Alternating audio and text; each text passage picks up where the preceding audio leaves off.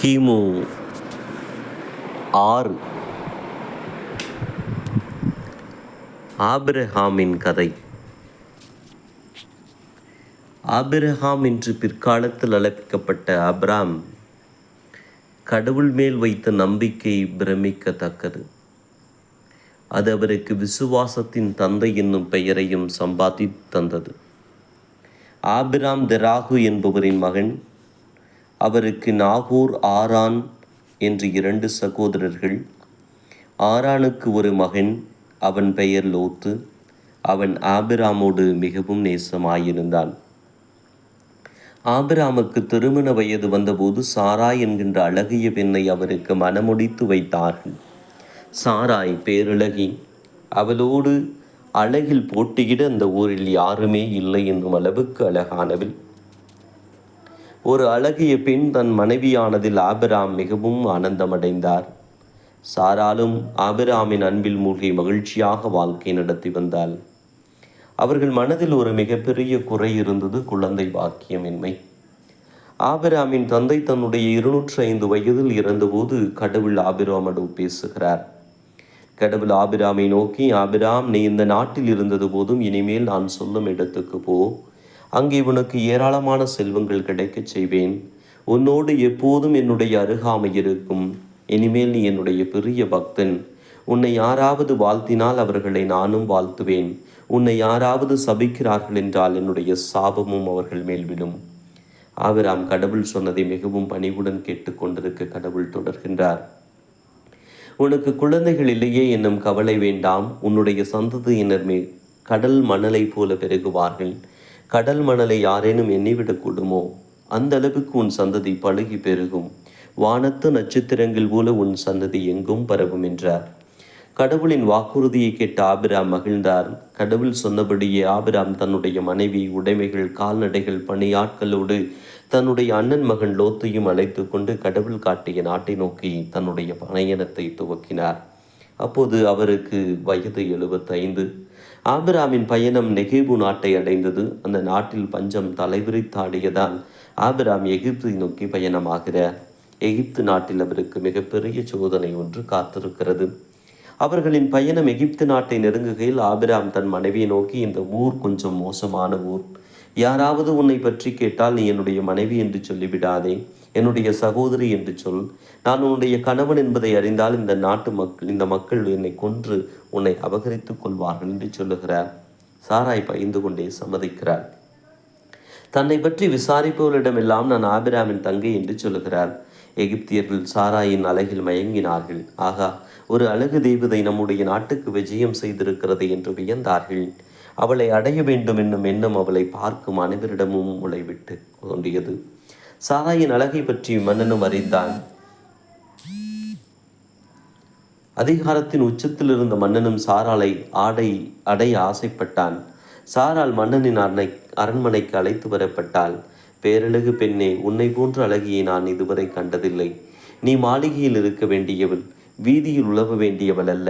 மன்னன் மோகத்தை உச்சரித்தான். சாராள் உமிழ்நீ தொண்டையில் சிக்கிக்கொள்ள தடுமாறி நின்றாள். நீ யார்? மன்னன் கேட்டான். நான் ஆபிராமின் சகோதரி. சாராய் சொன்னாள். உனக்கு மனமாகிவிட்டதா? இன்னும் இல்லை. நல்லது, இனிமேல் நீ என் அந்த புறத்துக்கு சொந்தக்காரி. வா, வந்து என்னுடைய அரசு குடும்பத்தில் இணைந்து விடு. மன்னன் மகிழ்வுடன் சொன்னான். சாராய் திடுக்கிட்டு போய் ஆபிராமை பார்த்தாள். ஆபிராம் உயிரை கையில் பிடித்து கொண்டே நடுநடுங்கி ஓரமாய் நின்றான். மன்னன் ஆபிராமை அழைத்தான். ஆபிராம், கவலைப்படாதே. உன் தங்கை இங்கே சகல செல்வங்களும் இன்பங்களும் பெற்று நலமாயிருப்பாள். இப்படிப்பட்ட ஒரு பேரழகிக்கு அண்ணனாய் பிறந்ததால் உனக்கும் ஏராளமான செல்வங்கள் தருவேன் என்று சொல்லிய மன்னன் ஆபிராமுக்கு ஏராளமான செல்வங்களையும் கால்நடைகளையும் பணியாட்களையும் கொடுத்து அனுப்பி வைத்தான். ஆபிராம் ஒன்றும் பேசாமல் அரண்மனை விட்டு வெளியேறினான். ஆபிராம் நேரடியாக கடவுளின் சந்நிதிக்கு சென்று பணிந்தார். தனக்கு நேர்ந்த கொடுமையை பற்றி கடவுளிடம் முறையிட்டு புலம்பினார். கடவுள் மன்னனை தண்டிப்பது என முடிவெடுத்து மன்னனுக்கும் அவன் உறவினர்கள் பலருக்கும் கொள்ளை நோய் வரச் செய்தான். திடீரென தன் குடும்பமே நோயில் விழுந்ததை கண்ட மன்னன் அதிர்ந்தான். வைத்தியர்கள் அரண்மனையை முற்றுகையிட்டார்கள். எந்த வைத்தியராலும் நோயை குணமாக்க முடியவே இல்லை. ஒருவர் பின் ஒருவராக மன்னனின் உறவினர்கள் அனைவருக்கும் இந்த நோய் பரவியது. நோயால் பீடிக்கப்படாத மன்னனின் உறவினர்கள் யாருமே இல்லை என்ற நிலையும் வந்தது. மன்னன் அவசரமாக அரசவையை கூட்டினான். அரச குடும்பத்துக்கு நேர்ந்துள்ள இந்த நோய் கடவுளின் சாபமாயிருக்கக்கூடும் என்னும் சந்தேகம் எனக்கு எழுந்திருக்கிறது. எனவே என்னுடைய ஆட்சியில் ஏதேனும் தவறு நடந்திருக்கிறதா என்பதை நீங்கள் ஆராய்ந்து பார்த்து சொல்ல வேண்டும் மன்னன் ஆணையிட்டான். அலுவலர்கள் அரசு ஆணைகளையும் திட்டங்களையும் செயல்பாடுகளையும் எல்லாவற்றையும் குடைய ஆரம்பித்தார்கள். கடைசியில் உண்மை வெளிப்பட்டது. சாராள் ஆபிராமின் சகோதரி அல்ல, மனைவி என்பது வெளிச்சத்துக்கு வந்தது. செய்தி அறிந்த மன்னன் கடும் கோபம் அடைந்தான். ஆபிராமை கூப்பிட்டு வர ஆள் அனுப்பினான். ஆபிராம் தன் உயிர் தன்னை விட்டு பிரிந்து விட போகிறது என்ற பயத்தில் மன்னனின் சபையில் வந்து நின்றான். மன்னன் ஆபிராமை நோக்கி, ஏன் என்னிடம் பொய் சொன்னாய்? சாராள் உன் மனைவி என்று சொல்லி இருக்கலாமே, எதற்காக உன்னுடைய சகோதரி என்று சொன்னாய்? மன்னன் கடும் கோபத்துடன் கேட்டான். மன்னரை மன்னிக்க வேண்டும், உண்மையை சொன்னால் என்னை கொன்று விடுவீர்கள் என்று பயந்தேன். ஆபிரகாம் பணிந்தான். உன்னால் அரச குடும்பமே என்று நோயில் கிடக்கிறது தெரியுமா? மன்னன் கோபத்தில் கத்தினான். ஆபிரகாம் எதுவும் பேசாமல் மௌனமாய் நின்றார். உடனே உன் மனைவியையும் உன் உடைமைகளையும் எடுத்துக்கொண்டு ஓடி போய்விடு. என் கண் முன்னால் நிற்காதே. இனிமேல் இந்த நாட்டில் நீ இருக்கக்கூடாது. எகிப்தின் எல்லைகளை கடந்து எங்கேனும் ஓடி போய்விடு என்று மன்னன் கட்டளையிட்டான். ஆபிரகாம் தன் மனைவி தன்னிடம் மீண்டு வந்த மகிழ்ச்சியில் எகிப்தை விட்டு வெளியேறினார். அந்நேரமே மன்னனின் குடும்பத்தினரை பிடித்திருந்த நோயும் வெளியேறியது. எகிப்தை விட்டு வெளியேறி ஆபிரகாம் கானா நாட்டில் வந்து குடியேறினார். அப்போது மீண்டும் கடவுள் அவரோடு பேசுகிறார். ஆபிராமே, இதோ 4 திசைகளும் நீ காணும் தேசத்தை எல்லாம் உனக்கும் உன் சந்ததியிற்குமாய் கொடுப்பேன் என்றார். ஆபிராம் முதன்முறையாக கடவுளின் குரலுக்கு பதில் பேசினார். கடவுளே, என்ன செல்வங்கள் இருந்து என்ன பயன்? எனக்கு தான் குழந்தைகளே இல்லையே. கணக்கில்லாத செல்வங்கள் ஒரு மழலைக்கு ஈடாக முடியுமா? ஆபிராம் கேட்டார். கவலைப்படாதே ஆபிராம், உன் சந்ததி கடல் மணலைப் போலவும் வானத்து நட்சத்திரங்கள் உனக்கும் கணக்கில்லாமல் பெருகும் என்று நான் உனக்கு சொன்னதை மறந்தாயா? ஆண்டவரே, எனக்கு இன்னும் ஒரு குழந்தை கூட இல்லையே. எப்படி என் சந்ததி கடல் மணல் போல பெருக முடியும்? எனக்கு பின் என் வீட்டு அடிமைகள் ஏதாவது ஒரு மகன்தான் என் சொத்துக்களை எடுத்துக்கொள்வான் போல் இருக்கிறதே. ஆபிராம் தன் கவலையை சொன்னான். கடவுளோ, கலங்காதே, உன் பிள்ளைதான் உனக்கு பின் உரிமையாளன் ஆவான். இதோ மீண்டும் உனக்கு அதே வாக்குறுதியை தருகிறேன். வானத்தை பார், அங்கிருக்கின்ற நட்சத்திரங்களைப் போல உன் வழிமரபினரும் இருப்பார்கள் என்றார். ஆபிராம் ஆண்டவரின் வார்த்தைகளை நம்பினார். கடவுள் மீண்டும் ஆபிராமை நோக்கி, இதோ இந்த நாடும் உனக்கு தான் சொந்தமாகும் என்றார். இது எனக்கு சொந்தமாகும் என்பதை நான் எப்படி அறிந்து கொள்வது? ஆபிரகாம் வினவினார். கடவுள் அவரிடம் 3 வயதுள்ள ஒரு பசு, 3 வயதுள்ள ஒரு செம்மறியாடு, 3 வயதுள்ள ஒரு வெள்ளாடு, ஒரு காட்டுப்புறா, ஒரு மாடப்புறா இவற்றை கொண்டு வந்து எனக்கு பலியிடு என்றார். ஆபிராம் கடவுள் சொன்ன அனைத்தையும் கொண்டு வந்து அவற்றை 2 துண்டுகளாக வெட்டி ஒவ்வொரு துண்டையும் அதற்கு இணையான பகுதிக்கு எதிரெதிரே வைத்தார். பறவைகளை அவர் வெட்டவில்லை. இரவில் ஆபிராம் ஆழ்ந்த உறக்கம் கொண்டார். அப்போது கடவுள் அவரிடம், உன்னுடைய வழிமரபினர் வேறொரு நாட்டுக்கு பிழைக்கச் செல்வார்கள். அங்கே அவர்கள் 400 ஆண்டுகள் அடிமைகளாயிருப்பார்கள். அதன் பின் அவர்கள் ஏராளமான செல்வங்களோடு விடுதலை பெற்று திரும்புவார்கள். நான் உனக்கு நீடிய ஆயுளை கொடுப்பேன். உன் முதிர் வயதில் தான் நீ மரணமடைவாய் என்றார். அப்போது நெருப்பு இறங்கி வந்து ஆபிராவின் பழிபொருட்களினிடையே கடந்து போனது. தன்னுடைய பழி கடவுளால் ஏற்றுக்கொள்ளப்பட்டு விட்டது என்பதை அறிந்து ஆபிராம் மகிழ்ந்தார். ஆபிராம் கடவுளின் வார்த்தைகளில் உறுதியாயிருந்ததாலும் சாரால் தனக்கு ஒரு வாரிசு இல்லையே என மிகவும் மனமருந்தினாள். தன்னால் ஒரு குழந்தைக்கு தாயாக முடியாதோ என்னும் கவலை அவளுக்கு மெல்ல மெல்ல வளர்ந்து பரவியது. தன்னால் ஆபிரகாமுக்கும் அவப்பெயரும் மனவருத்தமும் வருகிறது என்று அவள் மிகவும் கவலைப்பட்டாள். இன்னொரு பெண் மூலமாக வேணும் ஆபிரகாமுக்கு ஒரு குழந்தை கிடைக்கச் செய்ய வேண்டும் என்று தீர்மானித்தார். அவளுக்கு ஆகார் என்னும் எகிப்திய தேசத்து பணிபெண் ஒருத்தி இருந்தாள். அவள் வழியாக ஆபிரகாம் குழந்தை பெற்றுக் கொள்ளட்டுமே என்று நினைத்த சாராய் அது பற்றி கணவரிடம் பேச முடிவெடுத்தாள். ஒரு நாள் ஆபிராமை அழைத்து, எனக்கு தான் குழந்தைகள் இல்லை. என்னுடைய கருவறையின் வாசல் கடவுளால் அடைத்து வைக்கப்பட்டிருக்கிறது. நீர் என்னுடைய பணிப்பெண் மூலமாக ஒரு குழந்தையை பெற்றெடுக்க வேண்டும் என்று வேண்டுகிறாள். என்னது, பணிப்பெண் மூலமாகவா? வேண்டாம், கடவுள் நமக்கு குழந்தை செல்வத்தை தருவதாக வாக்களித்திருக்கிறார். ஆபிரகாம் மறுத்தார். நமக்கு வயதாகிறது. நீங்கள் இந்த திட்டத்துக்கு ஒத்துக்கொள்ள வேண்டும். இல்லையேல் நம்முடைய வம்சம் நம்மோடு அழிந்து போய்விடும். சாரால் பிடிவாதம் பிடித்தாள். பணிப்பெண் மூலமாக குழந்தை பிறந்தால் அதன் பின் அவள் உன்னை மதிக்க மாட்டாள். உன்னால் அதை தாங்கிக் கொள்ள முடியாது. எனவே நாம் கொஞ்ச நாள் காத்திருப்போம். ஆபிரகாம் சொன்னார். இல்லை, எனக்கு தேவை உங்கள் குழந்தை. அது எப்படியேனும் கிடைத்தாக வேண்டும். இந்த பணிப்பெண் என்னோடு நீண்ட காலமாக இருக்கிறவள். எனவே அவள் எனக்கு எதிராக இருக்க மாட்டாள். நீங்கள் அதை பற்றியெல்லாம் கவலைப்பட வேண்டாம்.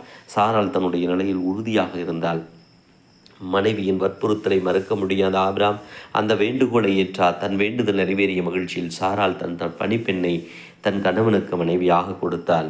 ஆபிரகாம் பணிப்பெண்ணோடு கூடி வாழ்ந்தார். ஆகார் கருவுற்றால். ஆபிராமின் முதல் வாரிசு ஆகாரின் வயிற்றில் குடியேறியது. ஆபிராம் கணித்தது போலவே கருவுற்றதும் ஆகாரின் குணங்கள் மாறத் துவங்கின. அவளுக்குள் அகந்தையும் கர்வமும் நிறைந்தது. அவள் சாராளை நகைக்கவும் ஏளனமாய் பேசவும் துவங்கினாள். குழந்தை பேர் இல்லாதவர்கள் எல்லாம் கடவுளால் சபிக்கப்பட்டவர்கள். உன்னால் இத்தனை ஆண்டுகள் முயன்றும் ஒரு குழந்தைக்கு தாயாக முடியவில்லை. என்னை பார், உடனடியாக தாயாகிவிட்டேன். தாய்மை பேர் இல்லாமல் வாழ்ந்து என்ன பயன்? ஆகார் சாராயின் மீது ஏளன சொற்களை எரிந்து மகிழ்ந்தாள். குழந்தை பேரில்லாத சாராளுக்கு ஆகாரனின் ஏளன பேச்சு அதிக துன்பத்தை தந்தது. நீ என்னுடைய பணிப்பெண்தான். நான் சொல்வதை செய்வதுதான் உன் வேலை. குழந்தை பெற்றுக்கொள்வது என்பது நான் உனக்கு தந்த வேலை, அவ்வளவுதான். இனிமேல் உன் வாயிலிருந்து ஒரு ஏளன சொல் விழுந்தாலும் உன்னை கொன்று விடுவேன், சாராய் எச்சரித்தாள். அதோடு விட்டுவிடாமல் கருவுற்றிருந்த ஆகாரை கடினமான வேலைகள் செய்ய வைத்து பழி வாங்கினாள் சாராய். ஆபிராமோ எதையும் கண்டுகொள்ளாமல் இருந்தார். சாராளின் கொடுமை அதிகரித்தது. தாங்க முடியாத நிலையை அடைந்த போது ஆகார் வீட்டை விட்டு தப்பி ஓடி போனாள். ஓடி ஓடி கால்கள் தளர்ந்து பாலைவனத்தில் நம்பிக்கையற்று வீழ்ந்தபோது ஒரு தேவதூதன் அவளை சந்தித்து அருகிலிருந்த நீரூற்றுக்கு அழைத்துச் சென்றாள். நீ சாராயின் பணிப்பெண்ணான ஆகார் அல்லவா? எங்கே ஓடுகிறாய்? தூதர் கேட்டார். ஐயா, சாராய்க்கு குழந்தைகள் இல்லை. எனவே நான் சாராயின் விருப்பப்படி ஆபிராம் மூலமாக கருவுற்றேன். கருவுற்ற பின் சாராயின் மனம் மாறிவிட்டது. அவள் என்னை எதிரியாக பாவித்து கொடுமைப்படுத்துகிறார். அதையெல்லாம் என்னால் சகித்து கொள்ள முடியவில்லை. எனவே தப்பி ஓடுகிறேன், ஆகார் சொன்னார். நீ உன்னுடைய எஜமானியின் மனம் புண்படுமாறு நடந்திருக்கிறாய் என்பது எனக்கு தெரியும், தூதன் சொல்ல ஆகார் மௌனமானாள். தூதன் அவளிடம், நீ இந்த பாலை நிலத்தில் அலைய வேண்டாம். பேசாமல் சாராளிடமே போ. அவளை புண்படுத்தாமல் அவளுக்கு பணிந்திரு, அதுதான் நல்லது என்றார். இனிமேல் நான் அங்கே போனால் என்னால் அமைதியாக வாழ முடியுமா? ஆகார் பயந்தாள். எதற்கும் கவலைப்படாதே. நீ ஒரு மகனை பெற்றெடுப்பாய். அவளுக்கு இஸ்மாயில் என்று பெயரிடு. அது கடவுளின் வாக்கு, தூதர் சொல்ல ஆகார் முகம் மலர்ந்தார். என்னுடைய மகன் நல்ல முறையில் வளர்வானா? என்னுடைய குலம் வளருமா? ஆகார் கேட்டார். உன் சந்ததியினரை கடவுள் ஏராளமாக பெருகச் செய்வார். நீ ஒரு மிகப்பெரிய குலத்தை அறிமுகம் செய்து வைத்த பெருமையை பெறுவாய். ஆனால் இஸ்மாயில் தான். தூதர் இழுத்தார். ஏன், என் மகனுக்கு என்னாகும்? ஆகார் பதத்துடன் கேட்டாள். உன் மகன் இஸ்மாயிலை எல்லோரும் எதிர்ப்பார்கள். அவன் யாருடனும் இணக்கமாக இருக்க மாட்டான். ஒரு காட்டு கழுதை போல் அவன் வாழ்வான். தூதர் சொன்னதை கேட்டு ஆகார் கவலையடைந்தாள். ஆனாலும் தன் குலம் நன்றாக செழிக்கும் என்னும் எண்ணம் அவளுக்கு ஆறுதலை தந்தது. அவள் ஆபிராவிடம் திரும்பினாள். அதன் பின் ஆதார் அமைதியாக தன்னுடைய நாட்களை கழித்தாள். பேறுகாலம் வந்தபோது அவள் ஒரு மகனை பெற்றெடுத்தாள். ஆகார் ஆபிராமை நோக்கி, குழந்தைக்கு ஏதேனும் பெயரை யோசித்து வைத்திருக்கிறீர்களா? நான் ஒரு பெயரை யோசித்து வைத்திருக்கிறேன் என்று கேட்டாள். இவனுக்கு நான் இஸ்மாயில் என்று பெயரிடுகிறேன், ஆபிராம் சொன்னார். ஆகார் ஆச்சரியமடைந்தாள். நானும் இவனுக்கு இஸ்மாயில் என்று தான் பெயரிட நினைத்தேன். அது கடவுளின் தூதர் என்னிடம் சொன்ன பெயர் என்று ஆகார் சொல்ல ஆபிராம் கடவுளின் செயலை எண்ணி வியந்தார். அவர்கள் இருவரும் கடவுளை பணிந்து நன்றி செலுத்தினார்கள். அப்போது ஆபிராமுடைய வயது 86. ஆபிராமுக்கு 99 வயதான போது கடவுள் ஆபிராமோடு மீண்டும் பேசுகிறார். ஆபிராம், நீ எப்போதும் என்னுடைய வழிகளை விட்டு விலகாமல் இருப்பதால் நான் மிகவும் மகிழ்கிறேன். உனக்கு ஏராளமான செல்வங்களையும் குழந்தைகளையும் தருவேன். ஆபிராம் கடவுளை பணிந்தார். கடவுள் தொடர்ந்தார். இன்று முதல் நீ ஆபிராம் என்றல்ல, ஆபிரகாம் என அழைக்கப்படுவாய். உன் சந்ததியினருக்கு இந்த கானான் தேசம் முழுவதையும் கொடுப்பேன். அவர்களுக்கு நானே கடவுளாயிருப்பேன். வம்சத்தினர் அனைவரும் விருத்த சேதனம் செய்து கொள்ள வேண்டும். பிறக்கும் குழந்தைக்கு 8ஆம் நாளில் விருத்த சேதனம் செய்தாக வேண்டும். வேற்று இனத்து பிள்ளைகளை எடுத்து வளர்த்தால் அவர்களுக்கு விருத்த சேதனம் செய்தாக வேண்டும். இனிமேல் உன் மனைவி சாரா என்று அழைக்காதே. இனி அவள் சாரா என்று அழைக்கப்படட்டும். அவள் கருத்தாங்கி ஒரு மகனை பெற்றெடுப்பாள் என்றார். ஆபிராம் உள்ளுக்குள் சிரித்தார். 100 வயதிலா எனக்கு குழந்தை? 90 வயது சாராவால் தாய்மை அடைய போகிறாள் என உள்ளுக்குள் நினைத்தார். எனக்கு இஸ்மாயிலே போதும் கடவுளே, அவனுக்கு நீர் நீண்ட ஆயுளை கொடுத்தால் போதும், ஆபிரகாம் சொன்னார். ஏன் என்னுடைய வார்த்தைகளில் உனக்கு நம்பிக்கை குறைந்து விட்டதா என்ன? சொல்வது உன் கடவுள். உனக்கும் சாராளுக்கும் குழந்தை பிறக்கும். அவனுக்கு ஈசாக் என்று பெயரிடு. ஈசாக்கு பிறந்தாலும் நான் இஸ்மாயிலை கைவிட மாட்டேன். அவனையும் நான் பெரியவனாக்குவேன். 12 இளவரசர்களுக்கு அவன் தந்தையாவான். அவனிடமிருந்து பெரிய நாடு ஒன்று தோடும் சொல்லிவிட்டு கடவுள் அகன்றார். ஆபிரகாம் கடவுள் தம்மிடம் சொன்னபடியே இஸ்மாயில் உட்பட தம் வீட்டில் பிறந்த ஆண்களுக்கும் விலைக்கு வாங்கிய ஆண்களுக்கும் விருத்த சேதனம் செய்தார். தானும் விருத்த சேதனம் செய்து கொண்டார். சில நாட்களுக்கு பின் ஆபிரகாம் மம்ரே என்னும் இடத்தில் தேவதாரு மரங்கள் அருகே கூடாரம் அமைத்து அதன் வாசலர்களை அமைந்திருக்கையில் ஆண்டவர் அவருக்கு தரிசனமாகினார். திடீரென்று 3 மனிதர்கள் அவருக்கு முன்னால் சற்று தொலைவில் வந்து நின்றார்கள். அவர்களை கண்டவுடன் ஆபிரகாம் ஓடோடி சென்று அவருடைய பாதங்களில் வீழ்ந்து வணங்கினார். வாருங்கள், நான் உங்கள் கால்களை கழுவு தண்ணீர் எடுத்து வருகிறேன். நீங்கள் இந்த மரத்தடியில் அமர்ந்து இலை பாருங்கள். உங்களுக்கு உண்பதற்கு உணவு கொண்டு வருகிறேன். நீங்கள் உண்டு பசியாறிய பின்பு உங்கள் பயணத்தை தொடங்குங்கள். விருந்தோம்புதலில் சிறந்தவரான ஆபிரகாம் வழிப்போக்கர்களை உபசரித்தார். அவர்கள் கடவுளின் தூதர்கள் என்பது அவர்களுக்கு தெரிந்திருக்கவில்லை. ஆபிரகாமின் அன்பில் வந்தவர்கள் மகிழ்ந்தார்கள். இலைப்பாரிவிட்டு பயணத்தை தொடர சம்மதித்தார்கள்.